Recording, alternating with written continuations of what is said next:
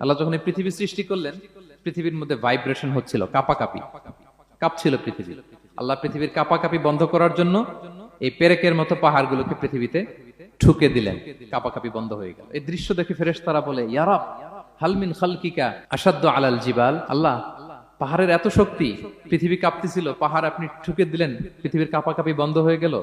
আপনার সৃষ্টির মধ্যে পাহাড়ের চেয়ে শক্তিশালী কিছু আছে? আল্লাহ বললেন আছে। সেটা কি? আল হাদিদ। আল্লাহ বললেন সেটা লোহা। কারণ লোহা দিয়ে পাহাড় কাটা যায়, ঠিক কিনা? লোহার কথা শুনে ফেরেশতারা অবাক। লোহা পাহাড়ের চেয়ে শক্তিশালী? ফেরেশতারা প্রশ্ন করলো, ইয়া রাব্বি হাল মিন খালকিকা আশাদ্দু মিনাল হাদিদ। তাহলে আপনার সৃষ্টির মধ্যে লোহার চেয়ে শক্তিশালী কিছু আছে? আল্লাহ বললেন আছে। কি সেটা? আন্নার, আগুন। কারণ আগুন লোহাকে কি করে? গলিয়ে ফেলে। ফেরেশতারা শুধু অবাকই হচ্ছে। ফেরেশতারা বলে, আগুনের চেয়ে শক্তিশালী কিছু আছে? আল্লাহ বলে আছে। আল মা, পানি। কারণ আগুনে দাউ দাউ করে জ্বলে ওঠা